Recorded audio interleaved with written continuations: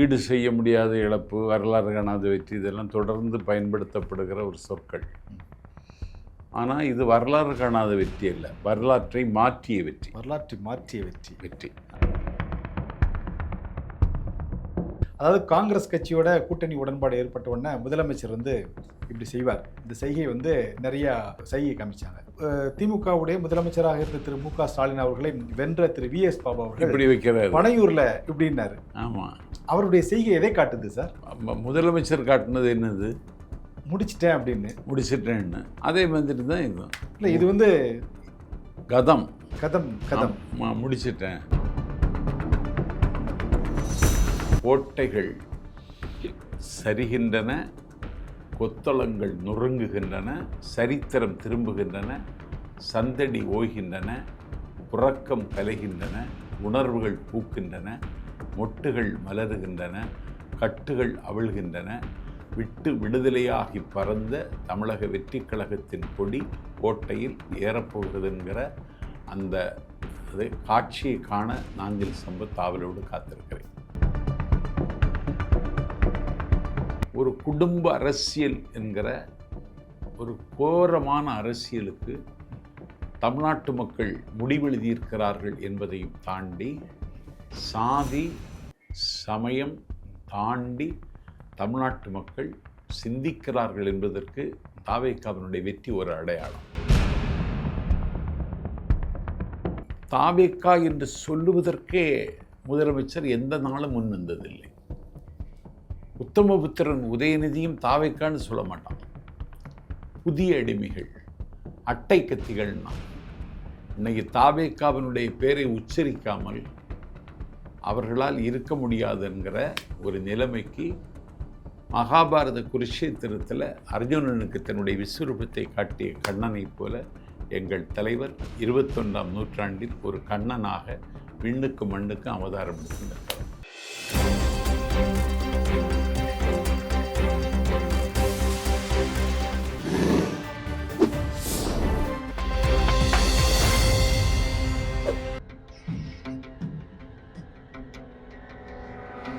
தமிழலை நேயர்களுக்கு வணக்கம்.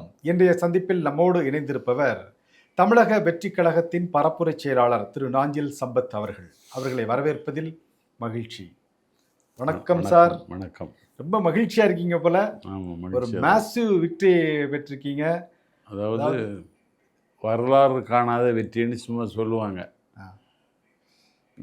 ஈடு செய்ய முடியாத இழப்பு, வரலாறு காணாத வெற்றி, இதெல்லாம் தொடர்ந்து பயன்படுத்தப்படுகிற ஒரு சொற்கள். ஆனால் இது வரலாறு காணாத வெற்றி அல்ல, வரலாற்றை மாற்றிய வெற்றி. வரலாற்றை மாற்றிய வெற்றி. வெற்றி. ஒரு 34.92% வாக்குகளை தமிழக வெற்றி கழகம் தனியாக நின்று இன்றைக்கு வாங்கியிருக்கிறது. திராவிட முன்னேற்ற கழகத்தின் தலைமையில் 26 கட்சிகள், 200க்கு மேற்பட்ட சாதி குழுக்கள், இதை தாண்டி ஒரு தொகுதியில் 6000 ரூபாய், அரை பவுன் தங்க காசு, ஒரு தொகுதியில் 7000, இப்படியெல்லாம் கொடுத்தார். இதையெல்லாம் தாண்டி தமிழக வெற்றி கழகத்தினுடைய வேட்பாளர்களை மக்கள் ஆதரித்தார்கள் என்றால், மக்களின் மனங்களில் ஏற்கனவே மகுடம் தரித்து விட்டார் தலைவர் விஜய். இப்பொழுது அவருக்கு மகுடமே வழங்கிவிட்டார். இந்த வரலாற்றை மாற்றிய வெற்றி என்று சொல்வதற்கு காரணம், நான் ஏற்கனவே உங்கள்கிட்ட சொல்லியிருக்கேன். என்டிஆர் அன்றைக்கு ஆந்திராவில் நிகழ்த்திய அந்த வெற்றி இந்த வெற்றியோடு ஒப்பிட வேண்டும். எம்ஜிஆரோட ஒப்பிட மாட்டீங்களா? எம்ஜிஆரோடும் ஒப்பிட வேண்டும் என்றால், எம்ஜிஆரை காட்டிலும் இன்றைக்கு எங்கள் தலைவர் பெற்ற வெற்றி விதந்து பேசப்படுகிறது. காரணம், எம்ஜிஆர் கூட கம்யூனிஸ்டுகளின் துணையோடு தான் களத்துக்கு வந்தார். இந்த 34.92% எம்ஜிஆர் வாங்கவில்லை. அவர் 33 சம்திங் தான் வாங்கினார். 34.92% வாங்கிட்டார். அது மட்டுமல்ல, 7வது முறையாகவும் ஆட்சி அமைப்போம் என்று நம்பிக்கையோடு சொல்லி கோடிக்கணக்கான பணங்களை கொட்டி செலவழித்து தேர்தல் கமிஷனுடைய கட்டுப்பாடுகளையும் விதிகளெல்லாம் நிறுத்தாட்சியமாக மீறி தமிழக வெற்றி கழகத்திற்கு வாக்களிப்பதற்கு மக்கள் அலையலையாக படையெடுக்கிறார்கள் என்ற கேள்விப்பட்டு ஆத்திரப்பட்டு பேருந்துகளை திட்டமிட்டு ரத்து செய்து போக முடியாமல் சென்னைக்கு திரும்பியவர்கள் அதிகம். அதான் சார், 2 திராவிட கட்சிகளையும் வீழ்த்திட்டு இந்த அளவுக்கு ஒரு மாசிவா ஒரு வெற்றி பெறுவதற்கு என்ன காரணிகளை வந்து நீங்க பார்க்குறீங்க சார்? முதல்ல திமுக தோல்வி அடைந்ததற்கு காரணம் திமுக தொண்டர்களுக்கு துரோகம் செய்தது. அந்த கட்சிக்காக எதிர்பார்ப்பில்லாமல் கடமையாற்றியவர்கள் சோர்ந்து போனார்கள், விரக்தியின் விளிம்பில் போய்விட்டார்கள். அவர்களுக்கு என்ன குறை அப்படின்னு கேட்டு அதை நிவர்த்தி செய்யறதுக்கு யாரும் முன்வரல. ஒரு துறையில் எந்த நடவடிக்கை எடுத்து அந்த துறை சார்ந்த வேலைகளை பார்க்க வேண்டும் என்கிற எந்த கனவும் எந்த அமைச்சருக்கும் இல்லை. கொடுமை என்னன்னா, எந்த அமைச்சரையும் கோட்டையில் பார்க்க முடியாது. வேற எங்கே பார்க்கலாம்? வீட்டில் தான் போகணும். அவங்களுக்கு வீட்டில் போய் டீலிங் தான், அமைச்சர் வேலை கிடையாது, டீலிங். வீட்டில் போய் டீலிங் முடிச்சுட்டு போயிடணும், கோட்டைக்கு போகணும்னு கிடையாது. 5 வருடத்தில் இன்றைக்கி 20,000 மெகாவாட்டு தாண்டி 20,500 மெகாவாட்டு இப்பொழுது தேவைப்படுகிறது மின்சாரம். ஸ்டாலினுடைய 5 ஆண்டு கால ஆட்சியில் 1 யூனிட்டு கூட மின்சாரம் உற்பத்தி செய்யப்படவில்லை. கேட்டிங்களா? ஒரு துறைக்கு ஒரு அமைச்சரை நியமிப்பது வந்து சட்டப்படி ஆளுநர், கான்ஸ்டியூஷனல் அத்தாரிட்டி ஆளுநர் தான். ஒருவருக்கு பதவி பிரமாணம் செய்து வைக்கிறார், இரகசிய காப்பு பிரமாணமும் செய்து வைக்கிறார், அமைச்சர் பேரை அறிவிக்கிறார். அந்த அமைச்சர் ஒரு துறைக்கு பொறுப்பேற்று கொண்டதற்கு பிறகு அந்த துறைக்கு சம்பந்தம் இல்லாத ஒருவன் அந்த துறையில் ஆக்கிரமிக்கிறான், அத்துமீறுகிறான், அபகரிக்கிறான், தன்னுடைய கண்காணிப்பிலும் கட்டுப்பாட்டிலும் வைத்திருக்கிறான். அதற்கு ஸ்டாலினுடைய குடும்பத்தில் இருக்கிற அவருடைய மருமகன் அந்த வேலையை பார்க்குறான். அவரை சந்திக்க முயற்சித்தால் ட்ரம்பை சந்திச்சிடலாம், சபரீசனை சந்திக்க முடியாது. அந்த அளவுக்கு கெடுபிடியா? இல்லை கெடுபிடி. இதை ஒவ்வொருத்தனும் அனுபவித்து துடிச்சான். இந்த ஆட்சி அகன்று விட வேண்டும் என்று அந்த கட்சியில் இருக்கிறவர்களே முடிவெடுத்தார்கள். பொதுமக்களை தாண்டி கட்சியில் இருக்கிறவனே முடிவெடுத்தான். Okay sir. அதனால் ஆட்சி மாற்றம் ஏற்பட்டது. சரி சார். இப்போது நான் ஒவ்வொரு தரையும் குறிப்பிடும்போது ஒரு மேசிவ் விக்ட்ரின்னு சொன்னேன். அதாவது ஒரு கட்சியை ஆரம்பித்து கிட்டத்தட்ட 3 வருடத்திற்குள்ள ஒரு தனி ஆளாக நின்று 108 தொகுதிகளை வெற்றி பெற்றது வந்து ஒரு மேசிவ் தான். அதாவது நீங்கள் வந்து அந்த இலக்கம் மேஜிக் நம்பர்னு 118 118 இடங்களை வந்து பெற முடியாவிட்டாலும் அதை பக்கத்தில் நெருங்கி 108 இடங்களை பெற்று விட்டீர்கள். ஒரு தனிப்பெரும் கட்சியாக நீங்கள் வந்து அங்கீகரிக்கப்பட்டீங்க. நீங்கள் தான் ஆட்சி அமைக்க போகிறீங்க. இன்னும் ஃப்ளோர் டெஸ்ட்டில் மட்டும் நீங்கள் வந்து ப்ரூவ் பண்ணணும். அதுக்கு சில கட்சிகள் உங்களோட உடன்பட்டு வருவாங்க. இல்லை, நீங்கள் சொன்ன அந்த குற்றச்சாட்டு எல்லாமே வந்து உங்களுடைய ஆட்சியில், அதாவது உங்களை நம்பி வந்து மக்கள் ஓட்டு போட்டிருக்கிறாங்க. அதாவது நீங்கள் சொன்ன விஷயம் ஊழலற்ற ஆட்சி கொடுப்பேன். ஆமாம், அதுக்கு 7% ஓட்டு கிடச்சி. எதுக்கு? ஊழலற்ற ஆட்சி கொடுப்பேன் என்று சொன்னதற்கு பொதுமக்கள் 7% ஓட்டு அதுக்காகவே கொடுத்தாங்க. அது என்ன 7%? ஒரு ஒவ்வொரு ஊரிலும் ஒரு கணக்கு எடுத்து பார்க்கிற பொழுது ஊழலற்ற ஆட்சி தருவேன்னு சொல்லியிருக்காரு விஜய், அதுக்காக ஓட்டு கொடுக்கணும்னு ஒரு படித்த விவரம் தெரிந்த பத்திரிகை படிக்கிறவர்கள் இந்த ஓட்டை தலைவருக்கு கொடுத்தாங்க. சரி சார், நீங்கள் இந்த தேர்தலுக்கு முன்பு தேர்தல் அறிக்கையை வெளியிட்டீங்க. நிறைய இலவச திட்டங்களும் அறிவிச்சிருக்கிறீங்க, மக்கள் நல திட்டங்களும் நிறைய அறிவிச்சிருக்கிறீங்க. இதெல்லாம் செய்கிறதுக்கு நிறைய சேலஞ்சஸ் இருக்குது. விஜய்க்கு முன்னால் இருக்கக்கூடிய அந்த சேலஞ்சஸ் வந்து இப்போ அடுத்த கட்டமாக ஆட்சியை பிடிக்கணும், அதிகாரத்தை பிடிக்கணும்னு சொல்லிக்கிட்டு இருந்தேன். இப்போ ஆட்சியை பிடிச்சாச்சு, விரைவில் வந்து அதிகாரத்துக்கும் வந்து முதலமைச்சர் இருக்கையில் உட்காந்துருவார். இப்போது இந்த காலகட்டத்தில் அந்த 118 இடத்தை பிடிப்பதற்கு உங்களுடைய செயல்கள் என்ன சார்? நீங்கள் எப்படி அப்ரோச் பண்ண போகிறீங்க? 118 அந்த இலக்கத்தை பிடிப்பதற்கு, அதாவது நீங்கள் மெஜாரிட்டியை நிரூபிக்கிறதுக்கு உங்ககிட்ட இருக்கக்கூடிய ஐடியாஸ்லாம் என்ன சார்? அந்த 118க்கா ஒத்த கருத்துள்ளவர்கள் தலைவரை ஆதரிப்பாங்க. இதில் என்ன இருக்குது? இல்லை, காங்கிரஸ் கூட இன்றைக்கி வந்து கிரீஸ் சோடங்கர், அதாவது காங்கிரஸுடைய மாநில பொறுப்பாளர் இருக்கக்கூடிய கிரீஸ் சோடங்கர் ஒரு பேட்டி. ஏற்கனவே காங்கிரஸுக்கு எங்கள் மேலே காதல் இருந்துச்சு. அந்த காதலை ராகுல் காந்தியும் ஒத்துக்கிட்டார். ஆனால் அண்ணன் ஸ்டாலின் பாஸ் இவர்களை பயன்படுத்தி சோனியாவிடத்திலும் மல்லிகார்ஜுன கார்கே இடத்தில் பேசி இந்த இந்தியா கூட்டணிங்கிற மாயை சொல்லி அதை தடுத்து விட்டார்கள். இப்போ அவங்க ரொம்ப வருத்தப்பட்டிருப்பாங்கல்ல. இப்போ வருத்தப்படுகிறார்கள் என்பதை விட அதற்கு பிராயச்சித்தமாக விஜய் ஆட்சிக்கு துணை நிற்க வேண்டும் என்று அவர்கள் முடிவெடுத்திருக்கிறார்கள். இருந்தாலும் அவங்க கிட்ட இருக்கிறது 5 தொகுதிகள் மட்டும்தான். இன்னும் ஷார்ட்டேஜ் ஆகுது. இன்னும் ஷார்ட்டேஜ் ஆகுதுன்னா ஒரு இன்னைக்கு நீங்கள் காலையில் தொலைக்காட்சி பார்த்தா ஆட்சியில் பங்கு அதிகாரத்தில் பங்கு கேட்டது நான், அதை தமிழ்நாட்டு மக்கள் வழிமொழிந்திருக்கிறார்கள்னு பேசுகிறார். யார்? தொல் திருமாவளவன். அப்போ அவர் எந்த இடத்துக்கு வரப்போகிறாருங்கிறத இன்னைக்கு சொல்லிட்டார். அப்போ விடுதலை சிறுத்தைகளும் கூட வராங்க. இல்லை அது அவருக்கு கருத்தை பார்த்தா அப்படி தான் எனக்கு தெரியுது. சரி. அது மாதிரி மார்க்சிய கம்யூனிஸ்ட் கட்சியின் மூத்த தலைவர், இதற்கு முன்னாடி இருந்த பாலகிருஷ்ணன், அவரும் தாவேக்காவை ஆதரிப்பது மாதிரி போக்கு காட்டி ஒரு கருத்தை வெளியிட்டிருக்கிறார். அதனால் ஆட்சி அமைப்பதில் ஒன்றும் சிரமம் இருக்காது. அதை மிகுந்த ராஜதந்திரமாக கையாண்டு ஆட்சியை அமைப்பார். நான் எதுக்கு இந்த கேள்வியை திருப்பி உங்கள்கிட்ட கேட்குறேன்னா, அதிமுக வெளியிலிருந்து ஆதரவு கொடுக்குற மாதிரி ஒரு பேச்சுக்கள் இருக்குது. அது உண்மையா இல்லையா அங்கே தெரிஞ்சுக்க? இல்லை, அது ஆதரவு கொடுக்கறதாட்டு வர்ற செய்திகள் உண்மையான்னு என்னால் நம்ப முடியலை. ரெண்டாவது, அப்படி ஒரு ஆதரவை பெற்று ஆட்சியை நடத்தணும்னு எங்கள் தலைவர் முடிவுக்கு வருவார்னு நான் நம்பலை. ஏன்னா அதிமுகவுக்கும் திமுகவுக்கும் எதிரான வாக்குகள் தான் இன்றைக்கி தாவேக்காவுக்கு கிடைத்திருக்கிறது. ஆகவே அப்படி ஒரு முடிவை எடுத்தால் ஆறுகள் பின்னோக்கி பாய்வது மாதிரி ஆகிடும். Okay sir, okay. இந்த தேர்தல் முடிவுகள் நிறைய விஷயங்களை வெளிப்படுத்தியிருக்கு. ஒரு மாநிலத்தில் 5 ஆண்டு காலம் முதலமைச்சராக இருந்த ஒருவர் ஒரு தொகுதியில் போட்டியிடுறாரு. அவருடைய ஃபேவரட் தொகுதிக்கு 2-3 முறை வெற்றி பெற்ற தொகுதியில் போட்டியிடுறாரு. அந்த தொகுதியில் அதாவது முதலமைச்சராக வருவதற்கு முன்பு அவருக்காக வேலை பார்த்த, அதாவது பூத் லெவல் ஏஜென்ட், பிஎல்ஏவாக வேலை பார்த்த திரு விஎஸ் பாபு அந்த கட்சியிலேருந்து விலகி அதுக்கப்புறம் தாவேக்காவில் இணைகிறார்.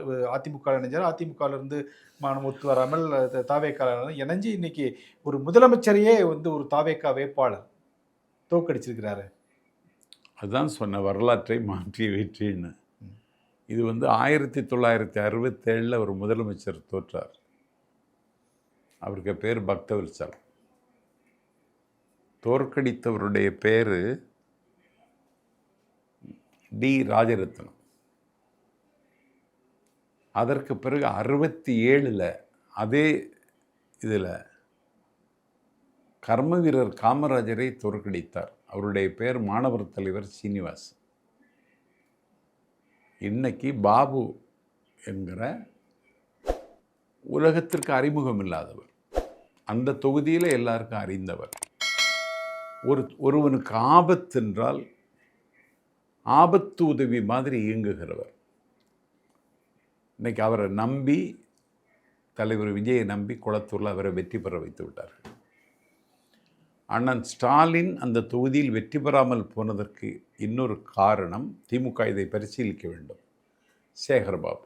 ஏன்னா எம்எல்ஏ முதலமைச்சர் என்றவர் இருந்தாலும் அந்த தொகுதியை கண்காணிப்பதும் அந்த தொகுதியை காப்பாற்றுகிற பொறுப்பையும் சேகர்பாபுட்ட ஒப்படைத்தார். சேகர்பாபு அதிகார துஷ்பிரயோகம் செய்வதில் ஒரு போட்டி வச்சா உலகத்திலே முதல் பரிசு வாங்கிடுவார். அவர் அந்த தொகுதியை தன்னுடைய கட்டுப்பாட்டில் வைத்திருக்கிறேன் என்கிற பெயரில் தன்னுடைய கட்கத்தில் வைத்துக்கொண்டு பல கோடிகளை சூறையாடியதாக சொல்லுகிறார்கள் திமுக தொண்டர்கள். Okay sir, okay sir. அதாவது இந்த தேர்தலுக்கு முன்பும் சரி, தேர்தலுக்கு முடிவுகளுக்கு பின்பும் 2 சைகைகள் ரொம்ப பிரபலமாக பார்க்கப்பட்டுச்சு. அதாவது காங்கிரஸ் கட்சியோட கூட்டணி உடன்பாடு ஏற்பட்ட உடனே முதலமைச்சர் இப்படி செய்வார். இந்த செய்கை நிறையா சைகை காமிச்சாங்க. திமுகவுடைய முதலமைச்சராக இருந்த திரு மு க ஸ்டாலின் அவர்களை வென்ற திரு விஎஸ் பாபு அவர்கள் இப்படி வைக்கிறார், பனையூரில் இப்படின்னாரு. ஆமாம், அவருடைய செய்கை எதை காட்டுது சார்? முதலமைச்சர் காட்டினது என்னது? முடிச்சிட்டேன் அப்படின்னு. முடிச்சிட்டேன்னு அதே மாதிரி தான் இதுதான். இல்லை, இது கதம் கதம் கதம் முடிச்சிட்டேன் அப்படின்னு சொல்கிறார் திமுகவை. ஆமாம், ஏன்னா 1977 ஆஃப்டர் எமர்ஜென்சி திமுகவின் மீது ஊழல் புகார்கள் குற்றம் சாட்டப்பட்டு திமுகவினுடைய நிறம் மாறியிருந்த இருட்டான நேரம் அது. அப்போது கூட தமிழ்நாட்டின் தலைநகர் சென்னை திமுகவுக்கு தான் பக்கபலமாக இருந்தது. ஆர்கே நகரில் மட்டும்தான் ஐஸ்வரிவேலன் என்கிற ஒரு நகைச்சுவை நடிகரை நிறுத்தி எம்ஜிஆர் அந்த தொகுதியில் மட்டும்தான் வென்றார். இன்னைக்கு திமுகவின் கோட்டை, திமுகவினுடைய கருவறை என்று கருதப்படக்கூடிய சென்னை மாநகரம் இன்றைக்கு தாவேக்காவின் கோட்டையாக மாறியிருக்கிறது. ஆகவே கோட்டைகள் சரிகின்றன, கொத்தளங்கள் நொறுங்குகின்றன. ஹிஸ்ட்ரி செல்ஃப் ரிப்பீட், சரித்திரம் திரும்புகின்றன, சந்தடி ஓய்கின்றன, உறக்கம் கலைகின்றன, உணர்வுகள் பூக்கின்றன, மொட்டுகள் மலருகின்றன, கட்டுகள் அவிழ்கின்றன. விட்டு விடுதலையாகி பறந்த தமிழக வெற்றிக் கழகத்தின் கொடி கோட்டையில் இன்னும் 2-3 நாட்களில் ஏறப்போகிறது என்கிற அந்த காட்சியை காண நாஞ்சில் சம்பத் ஆவலோடு காத்திருக்கிறேன். சமூக வலைத்தளங்களில் ஒரு செய்தி சுவாரஸ்யமாக பரவிட்டு இருக்கு. அது என்னன்னா, திரு நாஞ்சில் சம்பத் அவர்கள் சபாநாயகராக போய் இருக்கையில் அமரப்போகிறார். நான் கூட கேட்டேன், அவர் எம்எல்ஏவே ஆகலையே, அது எப்படி சபாநாயகர் ஆயிடுவார் அப்படின்னு. அதான் அவருக்கு திருச்சி கிழக்கு, அதாவது 2 தொகுதியில் வெற்றி பெற்ற ஒரு தொகுதியை அவர் கொடுத்து அவரை அமர வைக்கிறதுக்கான சில ஏற்பாடுகள் நடக்குது. உண்மையாகவா? இல்லை, நான் தாவேக்காவில் சேருகிற பொழுதே இதெல்லாம் எனக்கு தேவைப்படாது, என்ன அந்த வேலைக்கு என்ன பயன்படுத்திடாதீங்கன்னு சொல்லிட்டேன். ஒரு தொகுதியில் வேட்பாளராக நின்று வாக்கு கேட்டு வாகை சூடி அதை எதிர்கொள்ளக்கூடிய மனத்துணிவு என்கிட்ட கிடையாது. 1989 86 அரசியலுக்கு என்ன அண்ணன் வைகோ அவர்கள் சேப்பாக்கத்தில் கலைஞரை எதிர்த்து நிற்க சொன்னார்.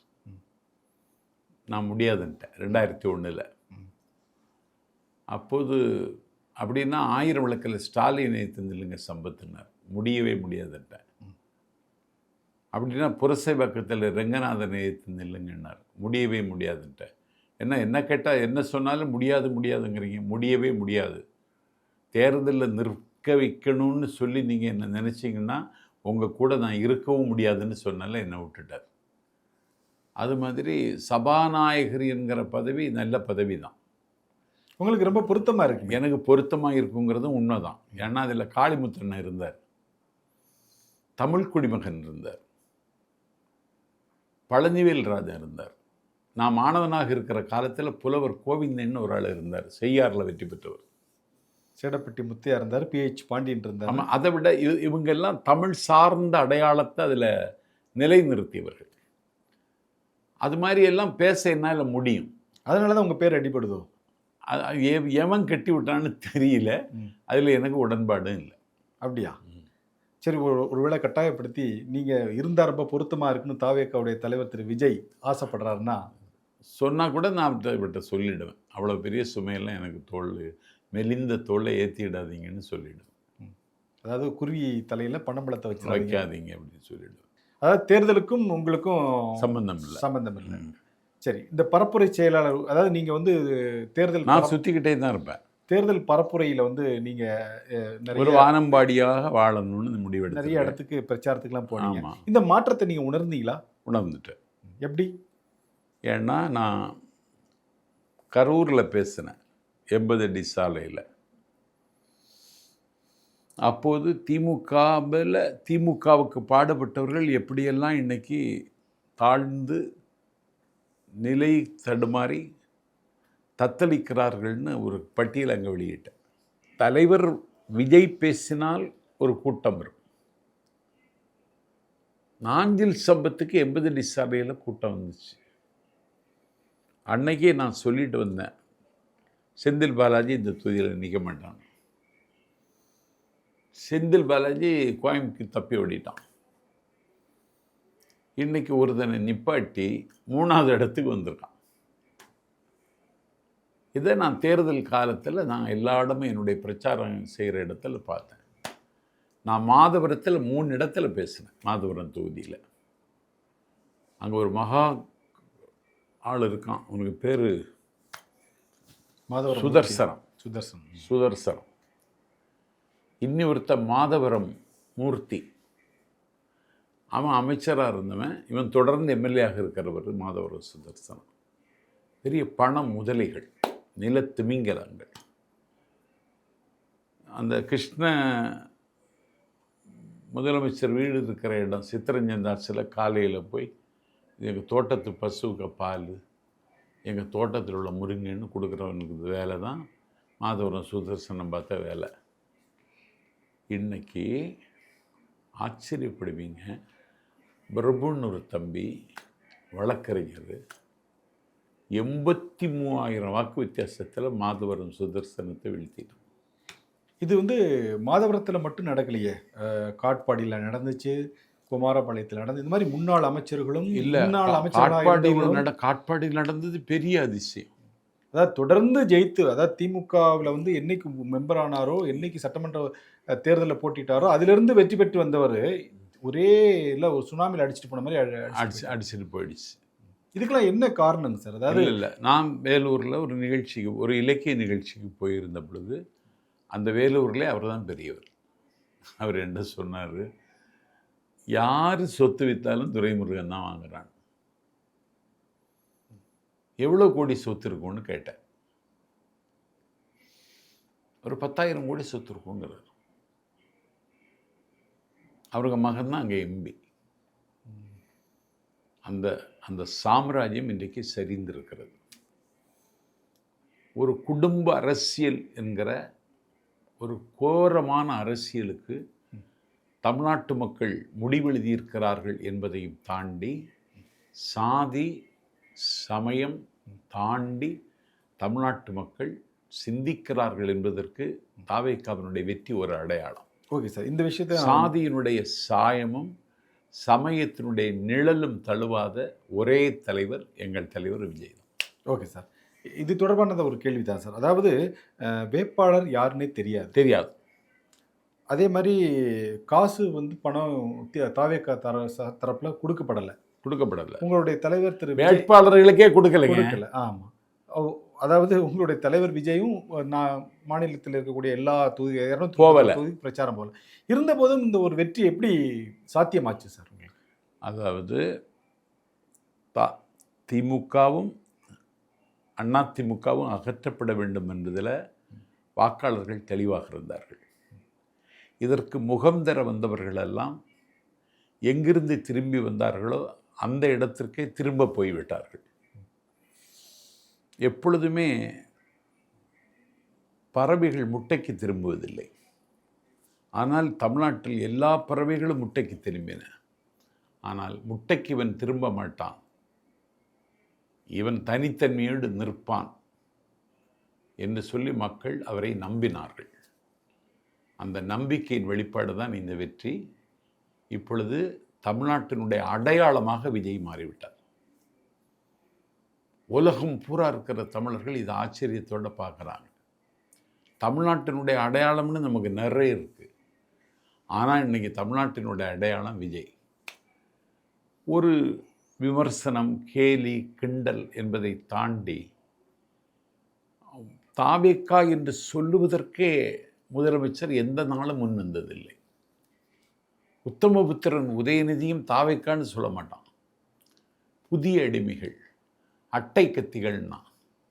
இன்னைக்கு தாவேக்காவினுடைய பேரை உச்சரிக்காமல் அவர்களால் இருக்க முடியாது என்கிற ஒரு நிலைமைக்கு மகாபாரத குருஷேத்திரத்தில் அர்ஜுனனுக்கு தன்னுடைய விஸ்வரூபத்தை காட்டிய கண்ணனை போல எங்கள் தலைவர் 21ஆம் நூற்றாண்டில் ஒரு கண்ணனாக விண்ணுக்கு மண்ணுக்கும் அவதாரம் எடுத்து நிற்கிறார்.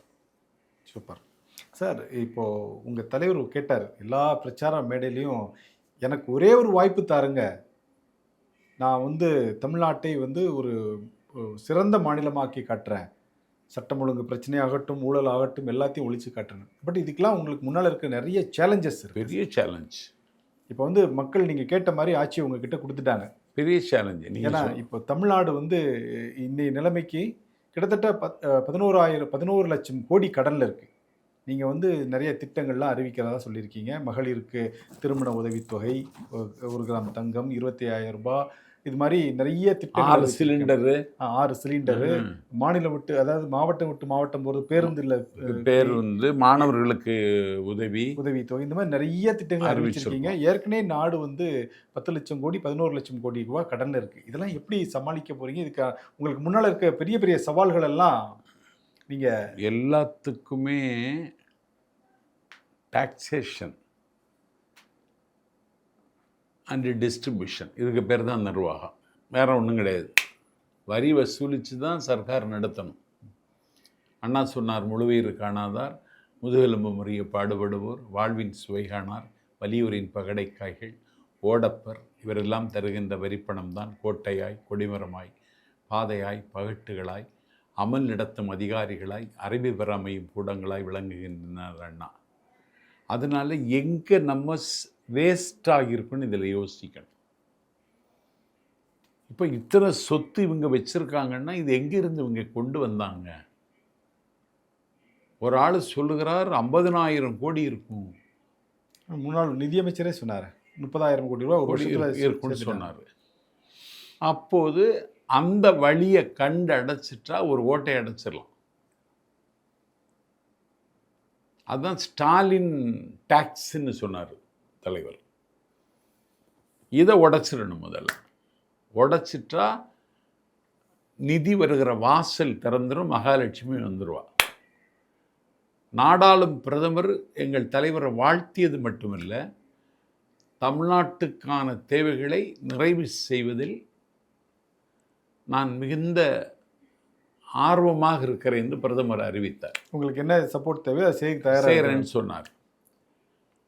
இவர்கள் பிஜேபி கட்சியோடு மோதுவது மாதிரி ஒரு போக்கு காட்டி எல்லா எம்பிக்களும் தரகு வேலை பார்த்தானே தவிர தமிழ்நாட்டை பற்றி கவலைப்படலை. இன்னைக்கு அந்த நிலைமையை மாற்றுவார் எங்கள் தலைவர். அதாவது மத்திய அரசோட ஒரு இணக்கமான சூழ்நிலையை உருவாக்கி அதன் மூலம் தமிழ்நாட்டை வளம்படுத்துவதற்கு தேவையான, அதாவது திமுக ஆட்சி எதுக்கு எடுத்தாலும் வந்து குற்றச்சாட்டு சொல்லி, ஆனால் அதிலாவது அவர்கள் அழுத்தமாக உண்மையாக இருந்தார்களான்னா கிடையாது. அது கூட திமுக மேல ஒரு வெறுப்பை ஏற்படுத்தியிருக்க மாதிரி இந்த தேர்தல் காட்டுது. ஆமாம், அது ஒரு தமிழ்நாட்டில் தேர்தல் நடக்கும்போது தமிழ்நாட்டுக்கும் டெல்லிக்கும் தான் போட்டி அப்படின்னு சொல்லுது மட்டும் இல்லை, எடப்பாடி பழனிசாமி தான் எனக்கு போட்டிங்கிறது மாதிரி 2 பேரும் ஒருமையில் பேசி தமிழ்நாட்டினுடைய அந்த மேடை பண்பாடு இருக்குது பாருங்கள், இந்த பிளாட்ஃபார்ம் கல்ச்சரில். ஏன்னா இந்த திமுக மேடையை அண்ணா மாலை நேரத்து பல்கலைக்கழகம்னார். அண்ணா வந்து அமெரிக்காவில் நடக்கிற புரட்சியை தமிழ்நாட்டில் ஒரு ஆத்தூருங்கிற ஊரில் நின்று பேசுவார், மக்கள் கேட்டாங்க. அதனால தான் அண்ணா கண்ணை மூடிய பொழுது மேடைகளை புலம்புங்கள், மின்னும் சொல் சரிகைகளால் உன்னை அலங்கரித்தான் போய்விட்டான், மேடைகளே புலம்புகள்னு கதறி அழுதார் அப்துல் ரஹ்மான். இன்னைக்கு அந்த மேடையை பார்க்க முடியலை. எங்கள் தலைவர் பேசினார் பாருங்க, கடைசி கூட்டம் நந்தனத்தில் ஒய்எம்சியில், அந்த பேச்சு தான் அவர்களை வீழ்த்தியது. அதனால தான் ஆட்சிக்கு வர முடியலை, அவங்களால முடியலை. இனி எந்த காலத்தில் முடியாது. சரி சார், தாவேக்கா ஆட்சி எப்படி இருக்கும் சார்? திறம்பட இருக்கும், நிறம்பட இருக்கும், அறம்பட இருக்கும். அதாவது 360 விளம்பரம் மாதிரி சொல்கிறீங்களே, நிறம் சுவை திடம்னு மாதிரி. ஆமாம், நல்லா இருக்கும், சூப்பராக இருக்கும். மக்கள் எதிர்பார்ப்பு வந்து பூர்த்தி செய்கிற அளவுக்கு இருக்கும். ஓகே சார், உங்களை மாதிரி நாங்களும் எதிர்பார்த்துட்டு, எங்களை மாதிரி தமிழ்நாட்டில் இருக்க மக்கள் எல்லாரும் எதிர்பார்த்துட்டு இருக்காங்க. ஒரு சிறந்த ஆட்சி கொடுப்பதற்கு தமிழலை சார்பில் உங்களுக்கு வாழ்த்துக்களும் நன்றியும் சார். நன்றி.